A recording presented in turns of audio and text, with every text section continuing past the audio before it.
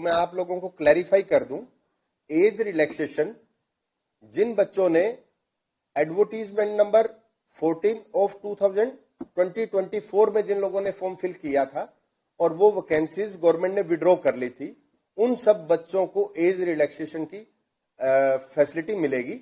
आप उसमें age relaxation के लिए मान्य है। जिन बच्चों ने एडवर्टीजमेंट नंबर 14 में अप्लाई किया था, उनका एज कैलकुलेशन 1 सितंबर 2024 को होगा। और जो बच्चे इस नई एडवर्टीजमेंट में, जिसका पोर्टल 11 जनवरी को ओपन हो रहा है, उसका जो एज कैलकुलेशन है वो 1 जनवरी 2026 से होगा। फ्रेश एडवर्टीजमेंट में जो बच्चे एलिजिबल हैं नए सीईटी के थ्रू, तो एज रिलैक्सेशन एज पर रिजर्वेशन कैटेगरीज के अकॉर्डिंगली जो एज रिलैक्सेशन है वो सभी को मिलेगा। लेकिन बाकी जो एज रिलैक्सेशन है वो सिर्फ पुरानी एडवर्टीजमेंट के अकॉर्डिंगली ही मिलेगा। कुछ बच्चों ने हाइट रिलैक्सेशन पे भी क्वेरीज की है फिजिकल स्टैंडर्ड को लेके। तो अगर मैं फीमेल्स की हाइट की बात करूं तो जनरल कैटेगरी की फीमेल्स के लिए जो हाइट का क्राइटेरिया है वो 158 सेंटीमीटर है, और रिजर्व कैटेगरी की जो फीमेल कैंडिडेट्स हैं उनका 156 सेंटीमीटर। और जो रेस होगा उसमें 1 किलोमीटर फीमेल्स के लिए 6 मिनट्स में कंप्लीट करना है। Height for male candidates 170 centimetre for general category, 168 centimetre for reserve category, और जो रेस का पैरामीटर है 2.5 किलोमीटर इन 12 मिनट्स। एक्स सर्विसमैन के लिए 1 किलोमीटर को 5 मिनट में करना है।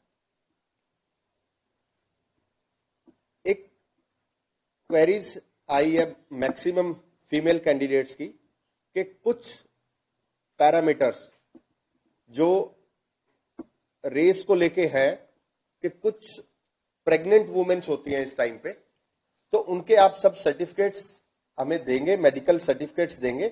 उसके बाद आप एग्जम्पशन है, लेकिन ज्वाइनिंग से पहले आप लोगों को वो रेस का जो क्वालिफाइंग क्राइटेरिया वो कंप्लीट करना पड़ेगा।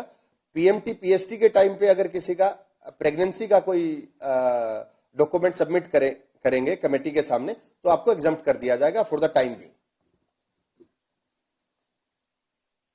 ईएसएम, डीएसएम और डीडीईएसएम के सर्टिफिकेट्स को लेके कुछ बच्चों की क्वेरीज हैं। एक्स सर्विसमैन में आपको सीईटी के टाइम पे आप लोगों ने ड्यूरिंग सर्विस भी अप्लाई किया है एक्स सर्विसमैन ने, लेकिन सेकंड स्टेज एग्जाम में आपको डिस्चार्ज के बाद ही आप अप्लाई कर सकते हैं।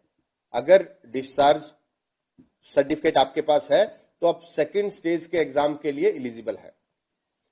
और डिपेंडेंट ईएसएम एलिजिबिलिटी सर्टिफिकेट आपका इशूड और रिन्यूड आफ्टर 12 जनवरी 2025। ये सभी लोग आप ध्यान से इसको नोट कर लें। जो एडवर्टीजमेंट नंबर 14 2024 और एडवर्टीजमेंट नंबर 1 2026, इन दोनों में जो डेट है वो सेम है। 12 जनवरी 2025 के बाद का वो रिन्यू होना चाहिए या इश्यू होना चाहिए। ये बहुत इंपॉर्टेंट है, बहुत लोग इस पे गलतियां करते हैं। अब मैं बात कर रहा हूं रिजर्वेशन सर्टिफिकेट्स की। रिजर्वेशन सर्टिफिकेट्स में बीसीए, बीसीबी, ईडब्ल्यूएस, इन सब के सर्टिफिकेट्स 1 अप्रैल 2025 के बाद का इश्यू होना बहुत जरूरी है। और जिस दिन तक फॉर्म सबमिट किए जाएंगे, last date of form closing date, तो आपके उस बीच के टाइम का होना चाहिए। इससे पहले भी इस पर्टिकुलर इश्यू पे लिटिगेशन हुई है। आप जरूर ध्यान रखें कि जो डेट्स हैं, डेट्स बहुत इंपॉर्टेंट हैं इन सर्टिफिकेट्स के लिए, अदरवाइज आपकी जो एप्लीकेशन है वो रद्द कर दी जाएगी। कुछ बच्चे बीसीए, बीसीए और बीसीबी में पंचायती राज से रिलेटेड जो सर्टिफिकेट इश्यू होते हैं वो अटैच कर देते हैं, वो मान्य नहीं है।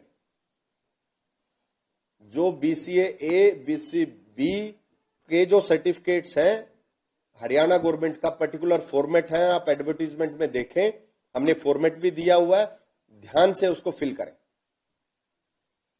ओबीसी और ईडब्ल्यूएस में कुछ बच्चे हमने बहुत बार नोट किया है, सेंट्रल जॉब्स के रिगार्डिंग जो सर्टिफिकेट बनते हैं उनका फॉर्मेट अलग होता है, आप वो ना अटैच करें। हरियाणा गवर्नमेंट जॉब्स के रिलेटेड जो फॉर्मेट है उसको ही अटैच करें। हमसे जुड़े रहने के लिए हमारे YouTube चैनल को सब्सक्राइब करें और नई वीडियो की नोटिफिकेशन के लिए बेल आइकॉन को दबाएं।